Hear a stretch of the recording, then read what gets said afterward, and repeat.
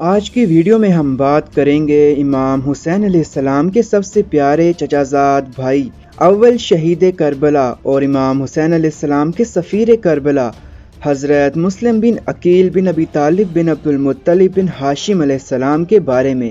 تو چلیے آج کی ویڈیو سٹارٹ کرتے ہیں۔ اس سے پہلے اگر آپ نے ہمارا چینل سبسکرائب نہیں کیا تو کر دیجئے تاکہ ایسی ویڈیوز آپ کو روزانہ مل سکے۔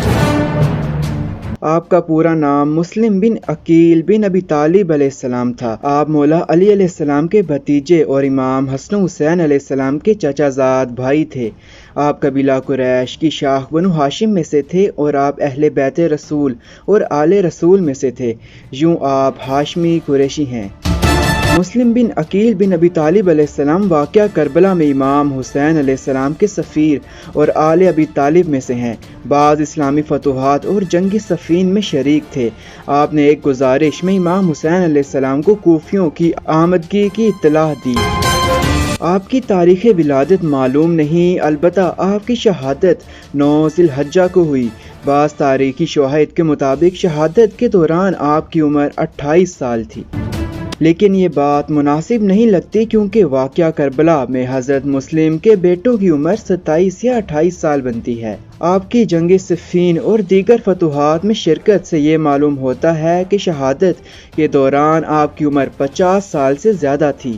مسلم کی قبر مسجد کوفہ کے شرقی جانب واقع ہے۔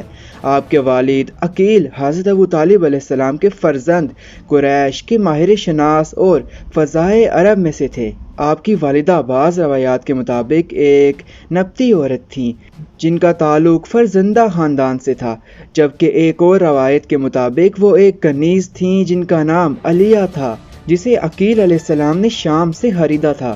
مسلم بن عقیل رسول اللہ صلی اللہ علیہ وآلہ وسلم سے زیادہ مشابہت رکھتے تھے۔ بعض منابع نے عقیل علیہ السلام کی اولاد میں مسلم علیہ السلام کو قوی ترین اور شجاع ترین شمار کیا ہے۔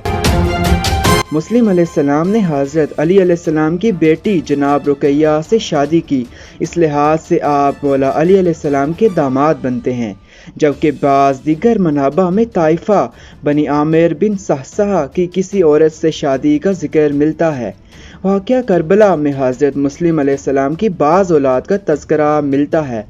من جملہ جب مکہ اور کوفہ کے راستے میں جب امام حسین علیہ السلام کو مسلم کی شہادت کی خبر ملی تو علی اکبر نے واپس لوٹنے کی تجویز دی اور کوفہ والوں کی بے وفائی کا ذکر کیا تو فرزندان مسلم علیہ السلام نے علی اکبر علیہ السلام کی اس تجویز کی مخالفت کی اور امام حسین علیہ السلام کو آگے بڑھنے کی تاکید کی۔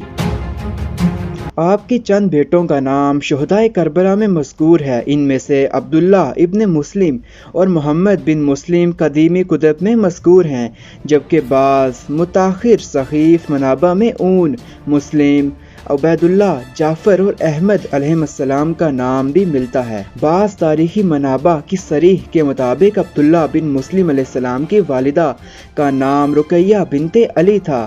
بعض دوسری تاریخی کتب میں مسلم، عبدالعزیز، علی اور محمد کا نام بھی آپ کی اولاد میں شامل ہے۔ ان روایات کے مطابق عبداللہ اور علی کی والدہ رقیہ اور مسلم بن مسلم کی والدہ بنی عامر بن صحصحہ سے تھیں۔ اس طرح بعض روایات کے مطابق آپ کی بیٹی ام حمیدہ اور حمیدہ کا نام بھی ملتا ہے۔ حضرت مسلم بن عقیل علیہ السلام نے جنگ صفین میں لشکر امیر المومنین علیہ السلام کے ایک حصے کی علمبرداری کی حیثیت سے امام حسن، امام حسین اور عبداللہ بن جعفر علیہ السلام کی ہمراہ شرکت کی، نیز امام حسن علیہ السلام کی امامت کے دور میں ان کے ہمراہ رہے۔ حضرت مسلم بن عقیل علیہ السلام حضرت امام حسین علیہ السلام مدینے سے ہی آپ کے ہمراہ تھے۔ مکہ میں کوفیوں کے خطوط کی کثرت کو دیکھتے ہوئے امام نے عراق کی حالت کا جائزہ لینے کے لیے حضرت مسلم علیہ السلام کو اپنا نمائندہ بنا کر بھیجا۔ اگر وہاں کے حالات کوفیوں کی خطوط کی عماری کرتے ہوں تو آپ علیہ السلام کوفہ کی جانب سفر کریں گے۔ مستندات کے مطابق قیس بن مسہر سیداوی، امارہ بن عبد السلولی، عبد الرحمن بن عبداللہ ارحبی، کوفہ کے اس سفر میں آپ کے ہمراہ تھے۔ امام حسین علیہ السلام نے مسلم بن عقیل علیہ السلام کو تقوی کی نصیحت کے ساتھ ساتھ حکم دیا تھا کہ وہ اپنے اس سفر کو مخفی رکھیں، لوگوں سے ملیں، اگر لوگ ان کے ساتھ دینے پر راضی ہوں تو واپسی امام علیہ السلام کو خبر دیں۔ حضرت مسلم علیہ السلام نے کوفہ جانے کے عادی راستوں کا انتخاب نہیں کیا۔ اس سے پتہ چلتا ہے کہ انہوں نے اپنے کوفہ جانے کے سفر کو مخفی یعنی خفیہ رکھا۔ آپ علیہ السلام نے راستے کے رہنما 2 افراد کو اپنے ہمراہ لیا، لیکن راستہ گم ہو جانے کی وجہ سے شدید پیاس کا شکار ہو گئے اور وہ دونوں رہنما شدت پیاس سے ہلاک ہو گئے۔ لیکن حضرت مسلم علیہ السلام اپنی جان بچا کر ایک آبادی میں پہنچے۔ آپ نے وہاں سے حضرت امام حسین علیہ السلام کو خط کے ذریعے پیش آنے والے حالات سے باخبر کیا اور اسے ایک فعل بد کہتے ہوئے امام سے اس سفر کی رخصت طلب کی، لیکن امام نے انہیں اپنا سفر جاری رکھنے کا حکم دیا۔ حضرت مسلم علیہ السلام جب کوفہ پہنچے تو وہاں مختار ابن ابی عبیدہ کے نام سے گھر میں ساکن ہوئے۔ شیعان اس گھر میں آپ کو ملنے آتے۔ مسلم نے حضرت امام حسین علیہ السلام کا خط انہیں پڑھ کر سنایا۔ البتہ مسعودی نے کہا ہے کہ مسلم کوفہ میں اوسجا نامی شخص کے گھر مقیم ہوئے، جبکہ ابن جوزی نے ابن اوسجا کے گھر کا ذکر کیا ہے۔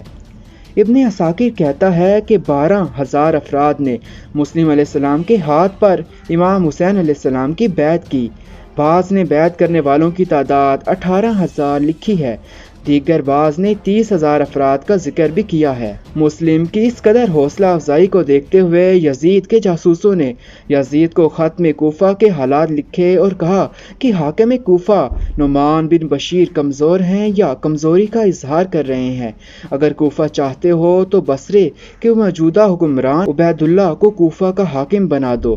بس یزید نے عبید اللہ کو کوفے کا حاکم بنا دیا۔ عبید اللہ کے کوفہ آنے پر مسلم بن عقیل علیہ السلام مختار کے گھر سے نکل کر ہانی بن عروہ کے گھر منتقل ہو گئے، جو کوفہ کے ایک بزرگ شخصیت مانے جاتے تھے۔ ہر چند مسلم کے شیعان کوفہ سے روابط پوشیدہ تھے، لیکن عبید اللہ کے ذریعے مسلم کی رہائش گاہ کا پتہ لگا لیا، لہٰذا اس نے ہانی کو اپنے قصر میں طلب کیا اور تقاضا کیا کہ وہ مسلم اس کے حوالے کر دے، لیکن ہانی نے ایسا کرنے سے انکار کر دیا۔ ہانی کی قصر میں حاضر طلبی کی وجہ سے قبیلہ مزجج نے قصر کا گھیراؤ کر لیا، لیکن عبید اللہ نے قاضی شرعی کے ذریعے انہیں دھوکہ دے کر منتشر کر لیا۔ جب یہ خبر مسلم علیہ السلام کو پہنچی تو مسلم بن عقیل 4,000 افراد کے ہمراہ یا منصور امت کے نعرہ کے ساتھ قصر کا گھیراؤ کر لیا۔ عبید اللہ نے اپنے ساتھ موجود حاضرین سے تقاضا کیا کہ وہ ڈرا دھمکا کر مسلم اور اس کے ساتھیوں کو منتشر کریں۔ شمر کو عبید اللہ کی طرف سے یہ ذمہ داری سونپی گئی۔ اس نے مسلم علیہ السلام کو ایک فتنہ گر کہا اور کوفیوں کو شام کی طرف سے لشکر کے آنے کی خبر کے ذریعے ڈرایا۔ یہ ہیلا کارگر ثابت ہوا، لوگ مسلم علیہ السلام کو چھوڑ کر جانے لگے۔ جب شام ہوئی تو مسلم علیہ السلام اکیلے رہ گئے تھے، یہاں تک کہ کوئی گھر سر چھپانے کے لیے بھی نہ تھا۔ توحا نام کی ایک خاتون کے ساتھ اس کے گھر میں آپ رہے۔ اس خاتون سے آپ نے پانی کا تقاضا کیا۔ اس خاتون نے آپ کو پہچاننے کے بعد اپنے گھر رات رہنے کی پیشکش کی۔ آپ نے اسے قبول کیا، لیکن توحا کے بیٹے نے اپنے گھر میں مسلم کی موجودگی کی خبر صبح کو عبد الرحمن بن محمد بن اشعث کو دے دی۔ ابن زیاد نے 70 افراد پر مشتمل ایک گروہ کو محمد بن اشعث کی سربراہی میں مسلم کی گرفتاری کے لیے بھیجا۔ مسلم اور محمد بن اشعث کی سپاہیوں کی جھڑپ کے بعد محمد بن اشعث نے مسلم علیہ السلام کو امان دینے کا کہا۔ مسلم علیہ السلام نے اس امان پر اطمینان کی بنا پر ہتھیار ڈال دیے، لیکن عبید اللہ لعین نے اس امان کی کوئی پرواہ نہیں کی۔ مسلم علیہ السلام اور عبید اللہ لعین کے درمیان تلخ کلامی کے بعد عبید اللہ نے مسلم علیہ السلام کو قصر کے اوپر جا کر سر تن سے جدا کرنے کا حکم دے دیا۔